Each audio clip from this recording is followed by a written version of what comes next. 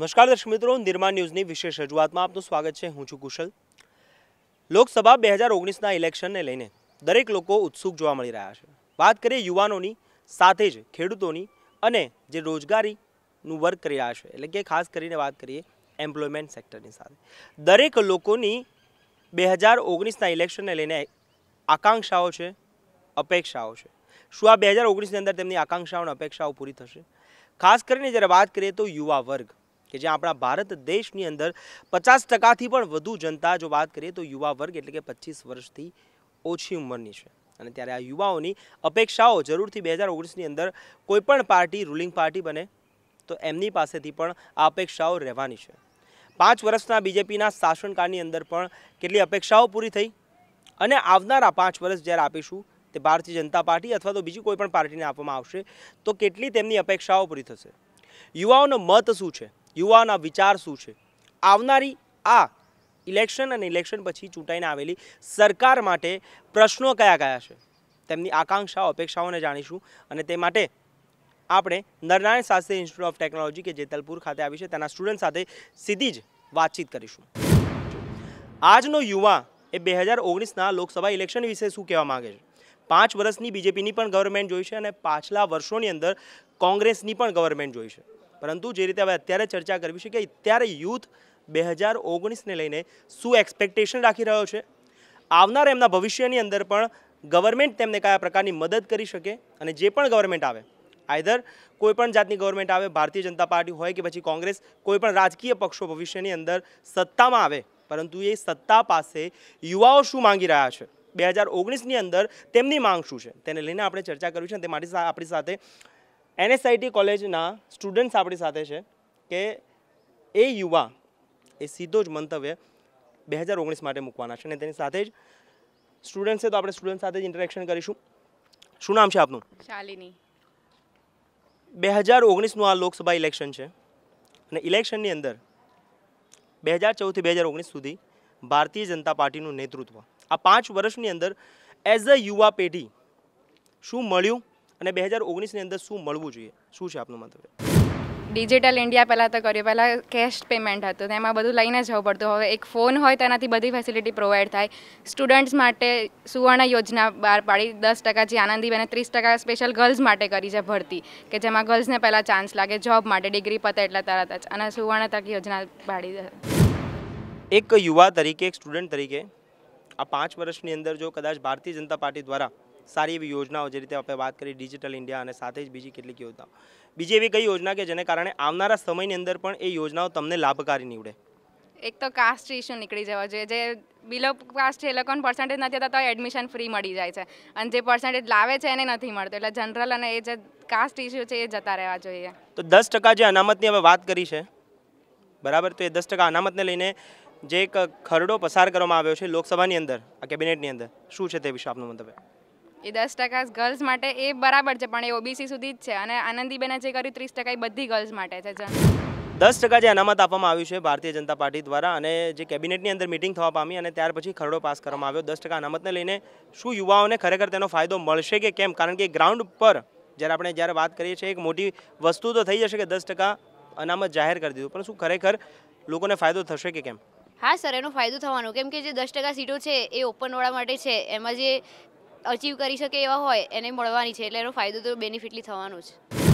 2019ને લઈને as a યુવા તરીકે શું એક્સપેક્ટેશન છે?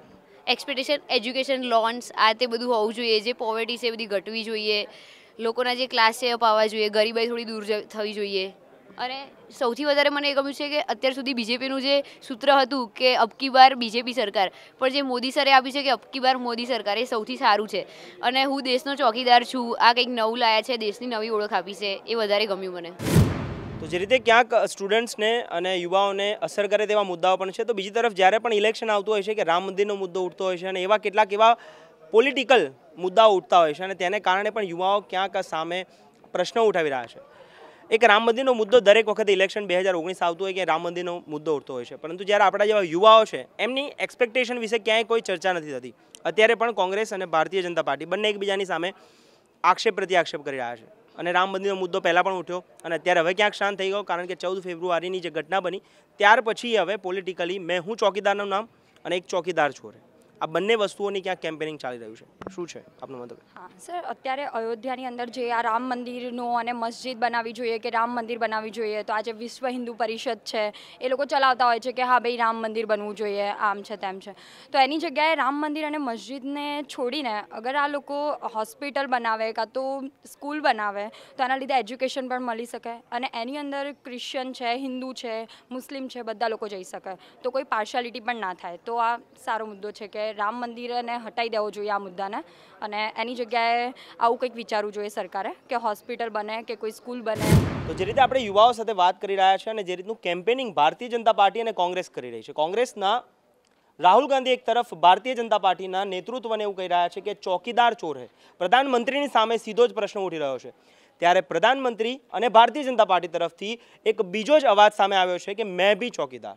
135 કરોડ જનતા ચોકીદાર છે, મતલબ ક્યાંક બધા જ ચોકીદાર છે અને જે એક મુદ્દો કોંગ્રેસ તરફથી ઉછળતો હોય છે તેને સામે ડિફેન્સ કરતો આ ભારતીય જનતા પાર્ટીનું કેમ્પેનિંગ શું 2019ની અંદર તેમને જીત અપાવશે કે કેમ, અને એ વિશે જ આપણે યુવાઓ સાથે વાત કરી રહ્યા છે. શું નામ છે આપનું? જુગલ ભટ્ટ. તો જે રીતનું કેમ્પેનિંગ ભારતીય જનતા પાર્ટીનું સામે આવ્યું છે કે મેં ભી ચોકીદાર, કોંગ્રેસનો સૂર એવો ઉઠ્યો છે કે ચોકીદાર ચોર હે અને એને વળતો જવાબ આપતું કેમ્પેનિંગ મેં ભી ચોકીદાર. 14 ફેબ્રુઆરીની ઘટના પછી આ પ્રકારનું કેમ્પિંગ ઇલેક્શન માટે યુઝ કરવામાં આવી રહ્યું છે, શું છે આપનું મંતવ્ય? એક તરીકેથી આપણે સપોઝ જોવા જઈએ તો 2014ની વાત લઈએ તો 2014માં જ્યારે એવી વાત વિપક્ષ તરફથી ઉપડી હતી કે નરેન્દ્ર મોદી એટલે કે ચાયવાલા, ત્યારે બટ નેચરલ છે કે એમના તરફ બધા વોટ્સ એક તરીકેથી ખેંચાઈ ગયેલા. તો એનું કારણ હતું કે એમને એક પ્રિફિક્સ યુઝ કરેલું ચાયવાલા. એ જ રીતે આપણે જોવા જઈએ તો વિપક્ષથી દર વખતે એવી ને એવી નાદાની કહો કે ભૂલ કહો કે દર વર્ષે થઈ જાય, દર વખતે ઇલેક્શનમાં થઈ જાય છે. તો આ વખતે ભૂલથી ઇલેક્શનમાં એવું બોલી ગયા હતા કે ચોકીદાર ચોર હે. તો આજે એ જે એમનો જે ટ્રેન્ડ હતો એ જે બોલેલા કે મેં ભી ચોકીદાર, એ આજે આખા ઇન્ડિયાના યુથે એ એક એમનો એક મોટો તરીકે લઈ લીધો છે. અને એ જ એક જુસ્સો કે જેમ કે પેલું પિક્ચર આપણે જોયું ઉરી ધ સર્જિકલ સ્ટ્રાઇક, એમાં જે હાઉસ ધ જોશ વોઝ જે ઉરીમાં યુઝ થયો હતો એ જ આ ઇલેક્શનમાં એ વર્ડ યુઝ થયો છે મેં ભી ચોકીદાર. સો આ એક અલગ જ ટ્રેન્ડ ઊભો થયો છે જે અજાણી રીતે કોંગ્રેસ સરકારથી એક ઊભો કરવામાં આવી શક્યો છે અને એનો ક્યાંક વળતો જવાબ ભારતીય જનતા પાર્ટી આપેલો છે. હા, એનો વળતો જવાબ એ આપ્યો છે કે દરેક જેટલા બી એમના જે લોકો માને છે કે ના અત્યારે સપોઝ અત્યારે દેશનું આપણે સૌથી મહત્ત્વનું આપણા દેશમાં અત્યારે આપણે સપોઝ જોઈએ તો શું છે, ઇટ ઇઝ ઇન્ટરનલ સિક્યોરિટી. અત્યારે આપણે જોઈએ છે કે પહેલાંની વાત કરું તો પહેલાં બધાને જ ખબર છે કે આપણા દેશમાં શું થઈ રહ્યું છે. હું વિપક્ષ કે પક્ષ કોઈના તરફ બોલવા નથી માગતો, પણ બધાને જ ખબર છે અત્યારે આપણે અત્યારે હાલત જોઈએ દેશની તો કોઈ બી આપણા દેશ પર હુમલો થાય છે તો એનો વળતો જવાબ સરકારે આપ્યો છે. હવે એના પુરાવા માગે છે એ બધી વસ્તુ અલગ છે, that is the second thing. એ તો આપણે પોતે થોડીક શરમ લેવી જોઈએ, પણ આપણી ગવર્મેન્ટે એને આન્સર આપ્યો છે. તો ધીસ ઇઝ વોટ એક યુથ એ સમજવું જોઈએ. Not only this reason but જે ઇન્ટરનેશનલ રિલેશન્સ જે વર્લ્ડ વાઇડ બન્યા છે બાય નરેન્દ્ર મોદી, જે હતા નરેન્દ્ર મોદી કહેતા હતા કે આટલો ખર્ચો કરે છે વિદેશ જવા માટે, આ જવા માટે, એ જવા માટે, તો એની પાછળ એ ખાલી ફરવાના હતા, એની પાછળનો આપણે બેનિફિટ જોવા મળ્યો છે. તો આ બધું જે મેનિફેસ્ટો જે ગવર્મેન્ટે કરેલો એ મેનિફેસ્ટો ગવર્મેન્ટે પૂરો કર્યો છે. અને બીજી એક વાત કહેવા માગું તો ગવર્મેન્ટનો એક સૌથી મોટો જે એમનો જે ફાયદો આપણને કરી આપ્યો છે એ છે મેક ઇન ઇન્ડિયા અને ડિજિટલ ઇન્ડિયા. એ આપ સૌને ખબર હશે કે જેટલી બી MNC મલ્ટીનેશનલ કંપનીઝ છે એ બધામાં એક પોર્ટફોલિયો તરીકે બનાવવામાં આવ્યો છે કે મેક ઇન ઇન્ડિયા અને ડિજિટલ ઇન્ડિયા. એના કારણે 7% રેટ એન્યુઅલ રેટ ઇકોનોમીની ઇન્ડિયાની વધી છે. Because of because of the prime minister. I will just use the word prime minister. અત્યારે આપણે જોવા જઈએ તો દેશને નરેન્દ્ર મોદીની જરૂર તો છે જ, પણ સૌથી વધારે પ્રધાનમંત્રીને સીટને નરેન્દ્ર મોદીની જરૂર છે. બીજા પણ યુવાઓ આપણી સાથે છે, મંતવ્ય જાણતા રહીશું. શું નામ છે આપનું? વિજય. વિજય, જે રીતે ચોકીદારની વાત કરી કે આ પ્રકારનું કેમ્પેનિંગ સાથે છે, પણ એક યુવા વર્ગ માટે કોંગ્રેસની વાત કરીએ તો કોંગ્રેસ પણ રોજગારીના મુદ્દે એક મુહિમ ભારતીય જનતા પાર્ટીની સામે ઉઠાવી રહ્યું છે કે વડાપ્રધાન નરેન્દ્ર મોદી જે વખતે 2014ની અંદર ઇલેક્શનનું કેમ્પેનિંગ કરતા હતા ત્યારે કહેતા હતા કે 2 કરોડ યુવાઓને રોજગારી આપીશું, અને એ ક્યાંક આંકડા અત્યારે સાબિત નથી થઈ રહ્યા અને એનું એક કેમ્પેનિંગ જોરશોરથી ભારતીય જનતા પાર્ટીની સામે છે. શું એક યુવા તરીકે આપનું આ રોજગારીને લઈને મંતવ્ય છે? रोजगार तो आजकल के स्टूडेंट्स हैं, आजकल क्वालिफाई हो रहे हैं, उनको रोजगार चाहिए. ठीक है, जो रूलिंग पार्टी है उसने वायदे किए हम आपको क्या बोलते हैं रोजगार देंगे, वो पूरे नहीं हुए. दूसरी बात मतलब उन्होंने दिए हैं, अभी निकाले हैं, रेलवे की गवर्नमेंट जॉब्स निकल रही है पर एंड टाइम पे निकल रही है. हम ऐसा बोल सकते हैं कि ये सिर्फ वोट के लिए हो रहा है, ऐसा बोल सकते हैं. ठीक है, जो रूलिंग पार्टी है उन्होंने अच्छा भी किया है, बुरा भी किया. There are pros and cons. Yes, what are the good points of this ruling party? अगर बीजेपी की बात करने जाए 5 साल की, तो आप उसके अच्छे पॉइंट्स कौन कौन से गिनाओगे? अच्छे पॉइंट देखे जाए तो वुमेन एम्पावरमेंट, पहले जनधन योजना, एज अ लेडीज़ जैसे विलेज गाँवों में जैसे उनको गैस वो प्रोवाइड करी, सेफ्टी, फिर वुमेन एम्पावरमेंट हर एक फील्ड में वुमेंस की मतलब आजकल देखा जाए तो उनका मतलब रेशियो ज़्यादा हो रहा है, मतलब इट इज़ गुड। और वुमेन सेफ्टी वो भी बहुत अच्छा है। फिर उन्होंने वायदे किए थे कि जैसे हम लोग आपको मेक इन इंडिया, और मेक इन इंडिया से हमको काफ़ी फ़ायदे हो रहे हैं, देखा जाए तो हमारा मतलब हमारा जीडीपी इन सब में ग्रोथ हो रहा है। फिर मतलब उन्होंने नोटबंदी और जीएसटी को आप अच्छा फ़ायदा गिनाओगे या बुरा फ़ायदा गिनाओगे? नोटबंदी देखा जाए तो उससे कुछ फ़ायदा हुआ है ना घाटा हुआ है। पहले उन्होंने बोला था कि डीमोनेटाइजेशन से हमारे मतलब ब्लैक मनी अंदर आएगा, पर आरबीआई ने 6 मंथ बाद बोला कि 98% वापस आ गया है। तो इससे हम ये भी नहीं बोल सकते कि हमें फ़ायदा हुआ है और ये भी नहीं बोल सकते हमें घाटा हुआ है। और what about the GST? GST से देखा जाए तो नॉर्मल जो छोटे स्केल के जो व्यापारी है, जो जो जो जो आप मान सकते हो कि करोड़ों में नहीं या लाखों में डील करते हैं, उनके लिए जीएसटी पोर्टल मतलब उनके लिए प्रॉब्लमेटिक है। क्योंकि आए दिन आपने देखा होगा जीएसटी पोर्टल बंद हो गया या फिर प्रॉब्लमेटिक हो रही है, वो उनके लिए मतलब ऐसा देखा जाए तो उनके लिए प्रॉब्लमेटिक है। पर on the large scale goods and service tax ये मतलब हुआ है, बेटर है, पर उनको प्रॉफिट मिलेगा पर टाइम लगेगा। Okay, what are the disadvantage point of this 5 years of ruling BJP? Disadvantages देखिए, पहले तो हमारे इंडिया में सबसे ज़्यादा वोटर्स है यूथ।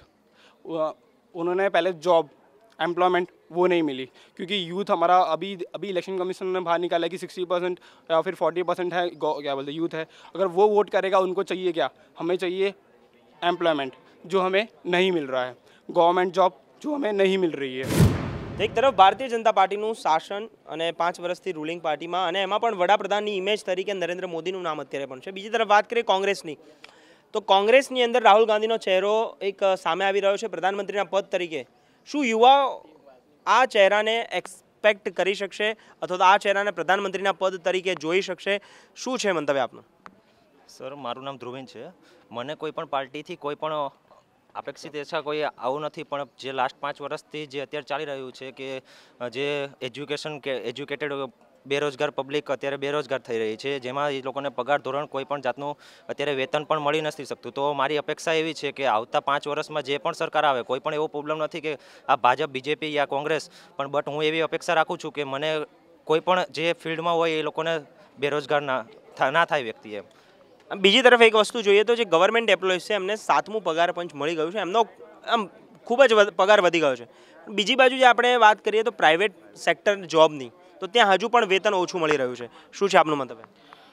ગવર્મેન્ટ સેક્ટરમાં અત્યારે સારું છે કે પણ એની કમ્પેરમાં જો પ્રાઇવેટ સેક્ટરમાં શોષણ બહુ છે. ધારો કે તમે 50,000નું કામ કરો, તમને એના વેતન રૂપે માંડ 15,000 થી 20,000 એમ મેક્સિમમ 15,000 થી 20,000 મળે છે. તો ત્યાં એક બહુ ખરાબ વસ્તુ છે કે ત્યાં શોષણ બહુ થાય છે. તો એના માટે ગવર્મેન્ટે શું ઇનિશિયેટિવ લેવું જોઈએ? આપ શું માંગ કરી રહ્યા છો એક યુવા તરીકે? ગવર્મેન્ટે અમુક એક નિયમો બનાવવા જોઈએ કે જેથી એ લોકોનું શોષણ ન થાય, કે અમુક એક લિમિટ કે અત્યારે આપણે બહારની કન્ટ્રીની કમ્પેર કરીએ તો બહારની કન્ટ્રીમાં એવું કે તમે સેટરડે સન્ડે હો તો ત્યાં રજા જ હોય, કે એમનું માનવું એવું કે તમે ફેમિલી સાથે પણ પૂરતો ટાઈમ ફાળવો, અને આપણે ત્યાં હજી એવું કાંઈ લાગી રહ્યું નથી હજી અત્યારે. તો એ ઉપર એક નિયમો કાયદા ઘડવા જોઈએ કે જેથી એનું શોષણ ના થાય. ઓકે, રાહુલ ગાંધી માટે વાત કરી રહ્યા હતા કે કોંગ્રેસના નેતા તરીકે અને પ્રધાનમંત્રીના એક દાવેદાર તરીકે રાહુલ ગાંધીનો ચહેરો સામે આવી રહ્યો છે અને તે વિશે જાણવું છે. તો રાહુલ ગાંધીના ચહેરા વિશે શું એક યુથ તેની પર એક મોહર મારી શકશે કે ભાઈ વડાપ્રધાન નરેન્દ્ર મોદીનું નેતૃત્વ જોયું અને સામે એક કોંગ્રેસના નેતા તરીકે રાહુલ ગાંધી એક પ્રધાનમંત્રીના દાવેદાર તરીકે સામે આવ્યા છે? શું છે આપનું એ વિશે મંતવ્ય? સાહેબ, ચોકીદારની જરૂર કોને હોય? કે મોટા માણસો અને પૈસાવાળા હોય એને ચોકીદારની જરૂર છે. બાકી મારા જેવા ખેડૂત પરિવારમાંથી આવે છે એમને ચોકીદારની કાંઈ જરૂર નથી, એટલે એ ચોકીદાર અમારે જોઈતો જ નથી. જી, તો મતલબ મને એવું લાગે છે આ બધા ભલે પપ્પू પપ્પू કહેતા હોય પણ પપ્पू पास हो जाएगा और इनको मुँह दिखाने जगह नहीं मिलेगी. મતલબ ક્યાંક રાહુલ ગાંધીની એક છબી જો વાત કરીએ તો ગુજરાતની અંદર અને સ્ટેટ લેવલ પર કે પછી નેશનલ લેવલ પર શું આપ એક યુવા તરીકે રાહુલ ગાંધીને વર્ણવી રહ્યા છો? હા sir, Rahul Gandhi next election જીતશે તો નહીં સર, પણ ફાઇટ આપશે. પણ ચોકીદાર જેવું. તો એક યુવા તરીકે ઘણી બધી એક્સપેક્ટેશન હોય છે. એજ્યુકેશન લોનની વ્યવસ્થા હોવી જોઈએ, ભણ્યા પછી નોકરીની જરૂર અને એની સાથે વેતન સો આ દરેક મુદ્દાઓને લઈને ચર્ચા કરવી છે. એક એજ્યુકેશન લોન અથવા તો એક ગવર્મેન્ટ તરફથી એક શું સહાય યુવા માંગી રહ્યો છે? પહેલી વાત તો જે આપણે ગુજરાતમાં જોઈએ તો અત્યારે સરકારી કોલેજ કે સરકારી સ્કૂલોનું ખાનગીકરણ વધી ગયું છે. સરકાર નવી કોલેજ ગવર્મેન્ટ કોલેજ ખોલવાના બદલે જે સરકારી કોલેજ છે એને પણ ખાનગી કરી રહી છે. તો મારી વાત એવી છે એઝ અ યુથ તરીકે કે જે નવી તમે ગવર્મેન્ટ કોલેજ ન ખોલો તો કાંઈ નહીં, પણ જે જૂની સરકારી કોલેજ છે એનું ખાનગીકરણ અટકાવો. તો એ ખાનગીકરણને કારણે ક્યાંક યુવાઓ પર ભાર પડી રહ્યો છે, ભણતરનો ભાર પડી રહ્યો છે અને ક્યાંક પછી એ ફિલ્ડ ઉપર જાય છે અને એટલું વેતન એને નથી મળતું. શું મંતવ્ય છે? પહેલાં તો વધારે પૈસા ખર્ચીને પ્રાઇવેટ ગમે તે કોલેજમાં એડમિશન લેવું પડે. પછી એના પછી તો જો વેતન ના મળે એટલે બટ નેચરલ છે કે ઓછું વેતન મળે, તો ગવર્મેન્ટ કોલેજમાં જો ભણેલા હોય તો સારું. જે રીતે યુવાઓનું મંતવ્ય છે આ સેલ્ફ ફાઇનાન્સ કોલેજો અને શિક્ષણની અંદર આ પ્રાઇવેટાઇઝેશન થયું છે તેને કારણે યુવાઓ પ્રશ્ન ઉઠાવી રહ્યા છે અને સરકાર સામે પણ વાત કરી રહ્યા છે. શું નામ છે આપનું? રાઠોડ રીમા. આજે એક પ્રાઇવેટાઇઝેશન સ્કૂલોની અંદર અને વાલીઓ દ્વારા એક મુહિમ હમણાં પણ ઉઠી હતી. એ જ રીતનું કોલેજીસની અંદર પણ જોવા મળે છે કે જે પ્રાઇવેટાઇઝેશન થયું છે તો એના કારણે યુવા શું કહી રહ્યા છે? જો આપણે જોઈએ તો બધી સેલ્ફ ફાઇનાન્સ સ્કૂલ્સ ને કોલેજીસ છે, તો એના લીધે જેટલું તમે પે કરો છો એનું ફ્યુચરમાં તમને એટલું એમ્પ્લોયમેન્ટ કે એટલી સેલરી મળતી નથી. તો એમાંથી જોઈએ તો આપણે તો લોસમાં જ છે. અને બીજું કે સેલ્ફ ફાઇનાન્સ છે તો એની સાથે જે ફેસિલિટીઝ મળવી જોઈએ સ્ટુડન્ટ્સને, એની અંદર જે બધી વસ્તુઓ મળવી જોઈએ એ નથી મળતી. તો બીજી તરફ ક્યાંક આ સેલ્ફ ફાઇનાન્સ કોલેજોનું પણ ચલણ વધી રહ્યું છે, પ્રાઇવેટાઇઝેશન વધી રહ્યું છે. બીજી તરફ આજનો યુવા અહીંયા ભણીને અહીંયા શીખીને એ કેનેડા, USA કે પછી બહારની કન્ટ્રીની અંદર જવાનો વધારે પ્રયાસ કરે છે. શા માટે ભારતની અંદર નહીં? કારણ કે એ પ્રશ્ન પણ આપણે આગળ લઈશું કે જે રીતે યુવાઓ અત્યારે બહારની કન્ટ્रीની अंदर વધારે જઈ રહ્યા છે. શું નામ છે આપનું? पटेल चंदा. चंदा, जिस तरह से स्टूडेंट्स अभी आउटर कंट्रीज में जा रहे हैं, एक समझ रहे हैं कि यहाँ की गवर्नमेंट के थ्रू उनको कुछ नहीं मिल रहा है. Startup India, make in India, ये बड़ी बड़ी योजनाएं तो ला दी है, बट डायरेक्ट स्टूडेंट्स को उसका कोई बेनिफिट नहीं मिल रहा है. साथ में स्टूडेंट यहाँ पे पैसे खर्च करके पढ़ रहे हैं, बट सामने उतनी जॉब की अवेलेबिलिटी नहीं है. तो क्या है आपका उसके लिए मंतव्य? हाँ, बिकॉज कि अब इतना पॉपुलेशन हो गया है हमारे इंडिया के और उसके सामने उतनी जितनी एम्प्लॉयमेंट होनी चाहिए उतनी है नहीं. दैट्स वाई वो भी रीज़न है कि जो स्टूडेंट है वो आउटसाइड लाइक कनाडा और अमेरिका जा रहे हैं. अगर उन्हें वही एम्प्लॉयमेंट अगर इंडिया में दे दी जाए तो शायद उन्हें वहाँ पे जाने की ज़रूरत नहीं पड़ेगी. और जो स्टूडेंट जाते हैं वहाँ पे वो IIT के होते हैं जो बिलियन टू स्टूडेंट होते हैं, लेकिन उन्हें ड्यू टू हाई सैलरी और वो थिंग्स की वजह से वहाँ पे शिफ्ट होना पड़ता है. तो अगर गवर्नमेंट उसके लिए कर सकेगी कुछ कि ताकि उनको एम्प्लॉयमेंट इधर ही दे दी जाए तो वहाँ पे नहीं जाएंगे और अपने इंडिया का ही डेवलपमेंट होगा. क्योंकि अगर IT सेक्टर में देखा जाए तो आउटसाइड जो है माइक्रोसॉफ्ट जो है वो बिल गेट्स खुद बोलते हैं कि वो जो IT सेक्टर पूरा चल रहा है वो इंडिया के ही स्टूडेंट मैक्सिमम होते हैं. तो आज देखा जाए तो सॉफ्टवेयर कितनी बड़ी कंपनी है, तो वही अगर इंडिया के स्टूडेंट इधर ही रह के कोई कंपनी को आगे लेके जाएंगे तो वो अपने इंडिया के लिए ही अच्छा होगा और अपने इंडिया ही आगे जा सकेगा. और अभी तो अपने इंडिया में सबसे ज़्यादा युवा अपने इंडिया में ही है. तो अगर थिंग्स न्यू लाई जाएंगी, अगर गवर्नमेंट उस पर वर्क करेगा तो वो अपने लिए ही अच्छा होगा और इंडिया भी एक डेवलपिंग कंट्री से डेवलप्ड कंट्री बन जाएगी, तो वो अपने लिए ही बेहतर होगा. મહિલા સશક્તિકરણનો જે એક મુદ્દો વડાપ્રધાન નરેન્દ્ર મોદી અને ભારતીય જનતા પાર્ટી દ્વારા સામે લાવવામાં આવ્યો છે, શું ખરેખર જે એક મહિલાને અથવા તો એક નારી શક્તિને મળવું જોઈએ તે શું ખરેખર મળ્યું છે કે કેમ? શું નામ છે આપનું? ચૌહાણ દર્શના મહેશભાઈ. દર્શના, શું કહેવા માંગો છો એક કોલેજના સ્ટુડન્ટ એમાં પણ ગર્લ, શું ગર્લને એક એમ્પાવરમેન્ટ મળ્યું છે ખરેખર? મીડિયાની અંદર કે બધી જગ્યાએ જોવા તો મળે છે, પરંતુ શું ખરેખર ગર્લ્સને કેટલી એની અંદર ઓપોર્ચ્યુનિટીઝ મળી છે? અત્યારે જોવા જઈએ તો પહેલાંના કરતાં અને અત્યારનામાં બહુ જ ડિફરન્સ થયો છે અને વધારે મળ્યું છે. જેમ કે તમે જુઓ તો વિવિધ જગ્યાઓ પર મહિલાઓ આગળ જેવું છોકરાઓ કરી શકે છે એવું જ કરી શકે છે. લાઈક મહિલા બસ કાઢી છે એટલે એમાં કંડક્ટર તરીકે પણ મહિલાઓ કામ કરે છે અને પેટ્રોલ પંપ પર પણ અત્યારે મહિલાઓ વર્ક કરી રહી છે. અને મીન્સ કે અત્યારની મહિલાઓ દિલ્હીમાં પણ તમે જુઓ તો ઓટો રિક્ષા બી ચલાવી રહી છે મહિલા. એટલે સારું એવું ડેવલપમેન્ટ કર્યું છે મોદી સરકાર. તો મતલબ ક્યાંક મોદી સરકાર આ મહિલાની અંદર સશક્તિકરણ અને જે મહિલા જાગૃતિ અભિયાન પણ જોવા મળ્યું, પરંતુ બીજી તરફ ક્યાંક રાહુલ ગાંધી એમ કહી રહ્યા છે કે 33% અનામત કોંગ્રેસ લાવશે. શું અત્યારે ભારતીય જનતા પાર્ટી દ્વારા આપવામાં નથી આવ્યું? આવી રહ્યું છે. તો ક્યાંક ઠેર ઠેર દરેક જગ્યાએ મહિલા જોવા મળી રહી છે. મહિલા જોવા મળી રહી છે અને મોદી સરકાર ફરીથી આવી પણ જોઈએ, કેમ કે એમને વિવિધ પ્રોજેક્ટ કર્યા છે, લાઈક કે રેલવે મેટ્રોનું કર્યું છે, પછી આપણે સાબરમતી નદીના કિનારે જે જમીન પડી રહી હતી જે નક્કામ, એમને રિવરફ્રન્ટ પ્રોજેક્ટ લાવીને અત્યારે સારું એનો યુઝ કર્યો છે. પછી ગવર્મેન્ટ હોસ્પિટલની બહાર એમને જેનરિક દવાઓના સ્ટોર ખોલ્યા છે, જેમાં 50% કરતાં પણ ઓછા ટકામાં તમને પૈસા મળી રહે છે દવાઓ, એટલે એ સારું એમને કર્યું છે. ઓકે, આ જ મુદ્દાને આગળ વધારીશું અને બીજી એક સ્ટુડન્ટ સાથે વાત કરીશું.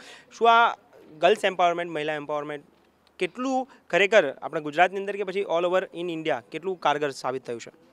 આમ જોવા જઈએ તો મોદી સરકારે બધું કામ સારું જ કર્યું છે અને વુમનને રિલેટેડ જોવા જઈએ તો આ કહેતા હોય છે કે ગર્લ્સ સેફટી નથી, પણ મોદી સરકાર આવ્યા પછી ગર્લ્સ રાત્રે નીકળી શકે તો બી એ સેફટી ફીલ કરે જ છે. મતલબ ક્યાંક મહિલાઓ અને યુવતીઓ અને ગર્લ્સ પહેલાં કરતાં વધારે સેફટી અત્યારે ભોગવી રહી છે. હા, ભોગવી રહી છે. ઓકે, તો જે રીતે ક્યાંક મહિલાઓની અંદર પણ સશક્તિકરણ અને યુવતી માટે સાથે જ બીજી કેટલીક યોજનાઓ અને જે એક સેફટીની વાત કરવામાં આવે તો ક્યાંક મહિલાઓ અત્યારે સુરક્ષિત હોય તેવા પ્રકારનું પણ અત્યારે આપણે નિવેદન સાંભળી શકીએ છીએ. અને બીજી તરફ ક્યાંક વડાપ્રધાન નરેન્દ્ર મોદી અને રાહુલ ગાંધી બંનેની જો વાત કરીએ તો એક તરફ વડાપ્રધાન નરેન્દ્ર મોદીને ફેંકું કહેવામાં આવે છે તો બીજી તરફ રાહુલ ગાંધીને પપ્પુ કહેવામાં આવે છે. પરંતુ આ યુવાના મતે આપણે સાંભળીશું કે જે આ બંને વસ્તુઓ આક્ષેપ પ્રતિ આક્ષેપની અંદર જોવા મળે છે, શું ખરેખર તે વિશે યુવાઓનું શું કહેવું છે? જે રીતે વડાપ્રધાન નરેન્દ્ર મોદીને હંમેશા ફેંકું કરીને કહેવામાં આવે છે અને રાહુલ ગાંધી તો બીજી તરફ વડાપ્રધાનના કદાચ દાવેદાર પણ કહી શકીએ કોંગ્રેસના, એને પપ્પુ કહીને બોલાવવામાં આવે છે. શું છે આપનું મંતવ્ય? પહેલી વાત કે આ કોઈ પહેલી વખત એવું નથી કે પ્રધાનમંત્રીને તમે ચોર કહેતા હોય. આની પહેલાં જ્યારે બોફોર્સ ઘોટાળો થયો હતો ત્યારે રાજીવ ગાંધી ઉપર પણ એવા છાંટા ઉડ્યા હતા કે ચોર છે. એટલે આ તમે પહેલાં તો આમાંથી પાસ આઉટ થઈ ગયા છો. તમે પહેલાં આવું કીધું હતું ચોર, એટલે બીજી વાત કે પ્રધાનમંત્રી માટે ચોર શબ્દ સારો ન લાગે. અને બીજી વાત કે તમે એક પૂર્વ પ્રધાનમંત્રી, માતા એના દાદી પ્રધાનમંત્રી, એના પિતા પ્રધાનમંત્રી, એવા લોકો એને તમે પપ્પુ કહો છો, એ પણ યોગ્ય નથી. મતલબ ક્યાંક યુવાઓ જે પ્રકારની પોલિટિક્સ અત્યારે રમાઈ રહી છે તેનાથી પણ ખૂબ નારાજ જોવા મળી રહ્યા છે અને સાથે જ બીજા એક મુદ્દાઓને લઈને બીજી વાત કે આજે પોલિટિક્સ શબ્દોની મર્યાદા છૂટાઈ ગઈ છે પોલિટિક્સમાં. તમે યાદ કરો કે 2000ની સાલમાં અટલ બિહારી વાજપેયી સરકાર હતી, એ સરકારમાં શબ્દોની મર્યાદા ક્યારેય નહોતી છૂટતી. એ સમય એક સારો સમય હતો. અત્યારે તમે 5 વર્ષમાં જો તો પ્રવક્તાઓ આવે છે, મન ફાવે એમ બોલે છે, એ ખરેખર પબ્લિક તમને નોટ કરે છે તમે શું કહો છો. હાર્દિક પટેલ કે જે એક આંદોલનકારી અને આંદોલનકારીમાંથી અત્યારે જે ગુજરાતને એક ટચલી આંગળી પર નચાવનારા પણ ક્યાંક હમણાં થોડાક ટાઈમની અંદર આપણે જોયું. અને આંદોલનકારી જ રહીશ, નેતા ક્યારે નહીં બનું. નેતા બની ગયા, કોંગ્રેસમાં આવી ગયા, લોકસભાનું ઇલેક્શન લડશે. એક યુવા તરીકે શું છે આપનું મતલબ? હાર્દિક પટેલે ચોક્કસ એવું કીધું હતું કે હું જો પોલિટિક્સમાં આવું તો હું પટેલના પેટે જન્મો. એણે એ વાત ખોટી કીધી હતી કે એને પોલિટિક્સમાં જો આ શબ્દ વાપર્યો કે હું પટેલના પેટે નથી જન્મો, તો એને પોલિટિક્સમાં ખરેખર નહોતું આવવું જોઈતું. અને બીજી વાત કે કોંગ્રેસમાં જોડાણ, ભાજપમાં જોડાવાના નહોતા, એ તો ખબર હતી. કેમ કે જો ભાજપમાં જોડાયા હોત તો ભાજપના લોકોને સાફ કરવા બેસવું પડત. શું યુવા આવા પોલિટિશિયનને આવકારશે ખરી? એ તો હવે સમય બતાવશે યુવા આવા પોલિટિક્સને આવકારશે કે નહીં, લોકો એના વિશે શું વિચારે. કેમ કે જે લોકોની સાચા મુદ્દાની લડાઈ હતી એને લડી છે. કદાચ એનો સાથ આપે તો એના મુદ્દા ઉપર આપે, કે સાથ આપ્યો એટલે એના મુદ્દાઓ સાચા હતા. પટેલોને અનામત અપાવી 10%, પોલિટિક્સમાં જોડાય બીજી વાત છે, એ પછી જોડાય પોલિટિક્સમાં, પણ એણે પહેલાં એનું કામ પૂરું કર્યું. એટલે કદાચ જો આ મુદ્દા ઉપર લોકો સાથ આપે તો હાર્દિક કદાચ વિજય થઈ શકે. તો માત્ર યુવાઓ નહીં પરંતુ દરેક નાગરિકોને હું એક વિનંતી કરવા માગું છું, આપનો મત ખૂબ કિંમતી છે.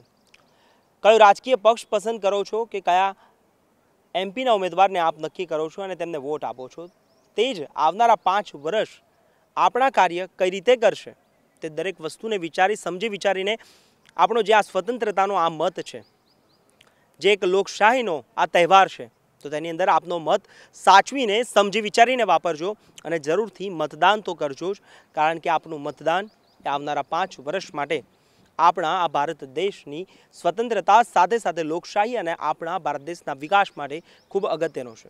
દર્શક મિત્રો, આપ જોતા રહો નિર્માણ ન્યૂઝ. નમસ્કાર.